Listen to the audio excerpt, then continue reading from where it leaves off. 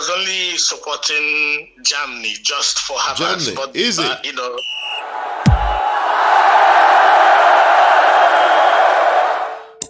Okay, good evening, Coach Delroy and Arinze. You're all welcome to the podcast, and I would like to take you on some questions. Are we good to go? Yes. Okay, Coach Delroy, this goes to you straight. What is your response to England's performance so far at the Euros? And what do you think could be the way forward? The response as in tactics, the formations, the midfield combination, and the offensive part of their game, bearing in mind Saka, Foden, Palmer, and Kane. How do you react to their performance so far and the way forward, sir? Well, England's performance so far, as we can see, it's not. People will say it's not been that great. Yes. But in truth, no team's performance has been that great in the group stages. Is it? I don't think no team apart from Spain. Okay. Have really shown what we expected. England came in the tournament ranked number 1. They don't look like the best team in the tournament. France came in ranked 1 too, but yet France still have won games ugly. It's an expression I've used. This is a tournament of winning ugly so far, apart from Spain.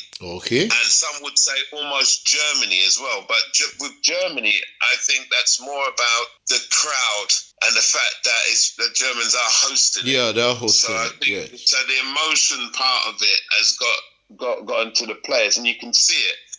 Okay. But there was a few questions that you asked there. So England's performance thus far, so a lot of people say, well, it hasn't been that great. Well, I would say Southgate, I'm not a fan of Southgate. To be quite frank, he's a defence-minded coach with an attack-minded team, and he's got a lot of things wrong. He should have brought Mitchell, the left-back from Crystal Palace, so he'll have a natural left-back. The worst thing you can do is bring an injured player to a tournament. It never works. And even if he does get on, how fit is he? Because now we're getting to the stages where you're going to be playing against teams, especially wingers, are going to be fast. So bringing Shaw, an injured player, I thought was a bit ridiculous when he could have brought a natural left back. So now they're thinking about put Saka there. Now, I know Saka can play there because he's played for England there in the under-21s. So I know Saka can play there. He can play left back, he can play right back, he can play left wing, he can play right wing, he can play number 10. But he didn't bring him. So now we have Foden, who for me is not a left winger. He never crosses the ball. He never goes down in line enough and take people on. So that's just wasting him there. And then he's got Trippier, who's also more right-footed. And both of them come in. Yeah, they come in. So that means there's nothing going on the outside, which means it condenses the game, which is easier to mark. When you've got no width in your game, it's too easy to mark. Wow. And that's where I think Southgate has slipped up. And another reason I think he slipped up, playing Gallagher, I have no idea why he think running around the pitch is football. And that's all Gallagher will bring to the table in the tournament. Now that he's put Mainu there, that's what we wanted. For me, he's got a lot of things wrong. With this team, he needs to play more attacking football and speed up the type of play. Now, as someone said to me, do you think England's going to beat Switzerland? I said yes. But he's got to get his tactics right because he's got the players. Because if you look at them player for player... Yeah, they're good. They're super good. On paper, the players are phenomenal. England will match any team, player for player. Yeah. But he's got to get his tactics right. I think he should play 3 at the back. I made some notes. He should play 3 at the back.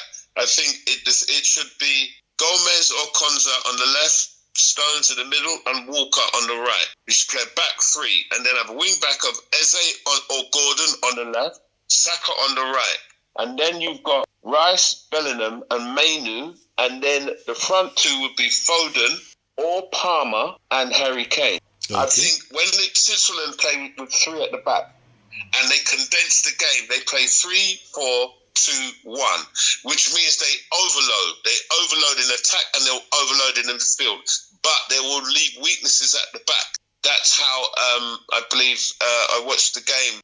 And I think that's how they conceded their first goal. Okay. I think Yeah, I think with three at the back, it leaves widths down the side. So we've got to close them down very quickly, so they don't use with our three at the back. But with Walker on one side, there's no way I can see anyone outpacing him on that side. Oh, okay. But the other side, and Gomez on the other side, but then you've got the likes of Bellingham who can drop, or Rice who can cover. So I think three at the back is the way forward for England. I think this scared football, I call it scared football, by having four at the back and then having so many defence-minded midfielders doesn't work for England. Not with this team. He's got to go on the front. If you look at Spain, when Spain attack, they have two at the back. And the left and right back push so far up, but they play the high risk game because they can get caught on the break. But so far, Spain have been magnificent. For me, they've been the best team so far in the tournament, and for me, has been Spain. Okay. All right. Arinze, could you quickly react to England's performance before we go to the next question? Yeah, I mean, I've been very surprised. Even though England wasn't my team at the start of the tournament, actually. All right. Yeah, but I was only supporting Germany just for Havertz. Germany, but, is it? Yeah, okay. Yeah. Okay, as an Arsenal fan, you're an Arsenal fan, so you support Kai Havertz, okay? But Saka is also in England, okay? Right. The last time they broke my heart, against Did Italy. they? So this time, this time I had to go for a change, Okay. But then we all knew that England is the number one team in the tournament. Yeah. I mean, you look at the players. They've got lots of boys, but talent. Yeah, just so much. But they're not producing because we expect a lot. They've got a lot of beautiful players with so much flair, so much talent, so much skills, and they're playing with on the highest level, doing so well for their clubs. So I expect a lot from England, and I'm really very disappointed. I don't know. Maybe some teams start up some competitions poorly and proceed to doing better. Maybe they could do better, but right now, I'm not impressed at all. The tactical setup, the formations, the way they move, the transition from the defense to the attack is very poor. I think Southgate should do more. I do agree with you. But, we have to talk about personnel for me. Okay. Looking at it from another perspective, the personnel. Yes, but the coach talked about the defense, which I agree with. Yes. Why he didn't get Mitchell into the team. Yes. But then you look at the midfield again. Yeah. Who is the attacking midfielder? I mean, who is the natural guy with the flair, that sees the pass before every other person sees it? Do you understand me? Yeah. So, but that should, I think Foden and Palmer could do that, but being played out of position because Bellingham plays up front. I think Bellingham should probably pair with Rice or Menu. I don't know, but it's just not working for me. Yeah, that's what I expected because I felt, Foden should have been in there because he's been doing that for Man City and he's been doing that seamlessly. Yeah. And again, who says Anthony Gordon shouldn't even start the game? Who? Just wait a minute. Coach Delroy, did you hear that? Because I recall the last discussion I had with you of this podcast, you talked about Gordon, just like you had a discussion with Arinze, and I know you did it. Delroy? Right, yes. So, yes. So, I mentioned Anthony Gordon because he's natural on the left. As I said before, the manager's made quite a few mistakes, and one of them is to put Foden on the left. When Foden played for Man City in the final against Man United, which City lost, Foden started on the left, and he took him off for Duku. And then you saw what a natural left winger can do. Duku could play on the left or the right, but he played as a natural winger, which means he went on the outside more than coming in on the inside. Which Foden will cut in on the inside more than go on the outside. So that means that you're losing that space. By creating space on the pitch, it creates holes for your runners to come in. So with him coming in, it condenses, which makes it easier to defend because you're closer to the centre halves are closer to each other. Yeah. Now, if Gordon comes on, he will go down the line. He will go down the line, which will create space for a cutback. Okay. Because if they put two on him like they do with Saka, that will create space for the pass in the middle because that means you've taken a man out. Okay. So for me, Gordon should have at least had a goal, and Foden just cannot play on the left. And when he starts on the left, halfway through the game, he'll come running through the middle. But then a lot of the time, you have to play as a team. And at the moment, England seem like individuals. Yeah. And as I said before, when you have individuals that do not play as a team, it doesn't mean they can't win, but they're going to win ugly. Yeah. And England have won ugly. And a lot of teams, Portugal have won ugly. You know, they went all the way to penalties against a team they should really beat. Okay. There's a lot of France won ugly. Realistically, France should have beaten Belgium. Yeah. They've got the squad. They supposedly have the best player in the world. Oh, okay. This is a settled team. Okay. So a lot of teams are winning ugly, apart from, as I said before, Spain. But the dark horse is Turkey. Whoa. Yeah, we'll still get to that. The next question is coming. Actually. Yeah. Okay, Arinza, just quickly, let's respond to the quarterfinal matches. You've got Germany and Spain, France versus Portugal, then Switzerland versus England, Netherlands versus Turkey. Ooh, tough matches. So, Germany, Spain, who do you think is going to win, sir? Oh. That's a tough one. Tough one. Well, I'm a very loyal person, so I'll stick with Germany. Stick with Germany. I'll always stick with Germany. Yes, okay. I will. Okay, Delroy, who do you think is going to win? Spain, Germany?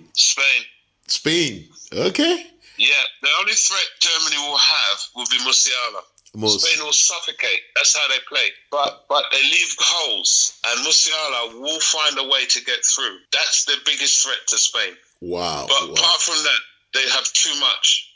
Spain have too much. They'll suffocate Germany. Because I've watched them. Spain, they've been playing accelerated football. Their style of play. Mathematical, scientific if I must come in, football. I must come in, the Spanish team is good, very good. Yeah. But they are filled with very young players. Okay, all right? yeah, experience. So exactly. That's what many people are overlooking, which is what I am relying upon. Okay. Because you've got Kimmich there, you've got Cruz there. Cruz is world class. He's absolutely unbelievable and he's there. Okay, let's see what happens. Then we've got France and Portugal. France. Yes. Sorry? France. Is it? Okay. France. Okay, Arinze, who do you think is going to win, France, Portugal? I think France will always be ahead, actually.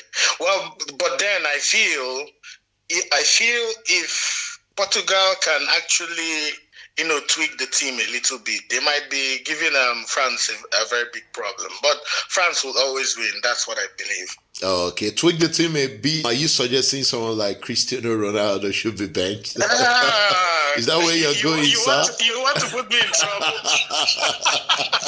Say it off. We are sniping. Just shoot. Shoot your shot. Well, you took that right out from my mind, and I feel Ronaldo shouldn't be starting or at least playing the full time in every game. Yeah. He's done a lot. 38 years, 39 years and he's played amazing football.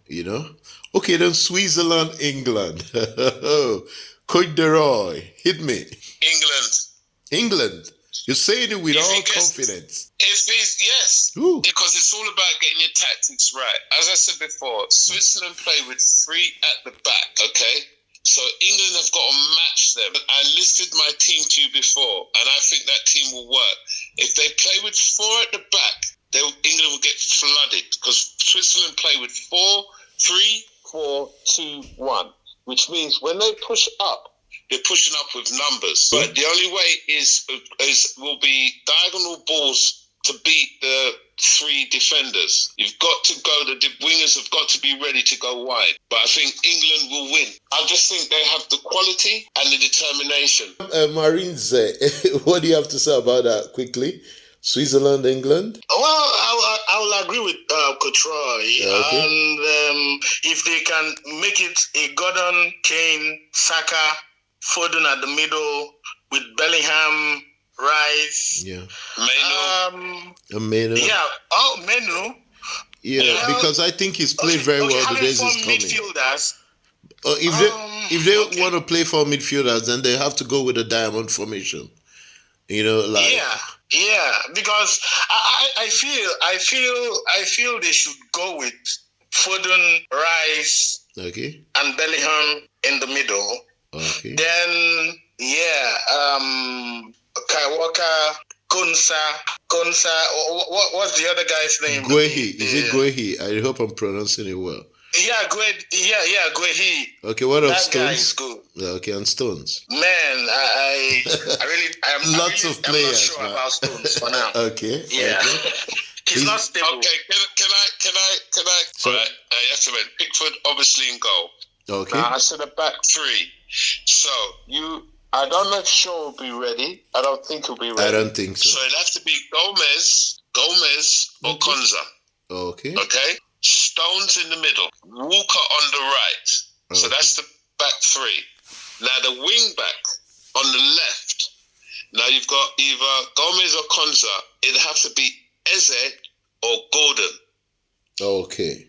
Okay. I'm more inclined to go Gordon because he's more defense minded. Okay, so he can track back and help the defense. Yeah, and he's quick and he can push up. Now, there's a reason why I say Gordon. On the other side, as a wing back, I'll have Saka. Because Saka can defend as well as attack. Attack, yeah. Now, the three I'll have in the middle would be Rice, Bellingham, and Mainu. Okay. So that means you literally got Eze or Gordon with Rice, who's used to playing on that left side for Arsenal. Okay. Bellingham and Mainu.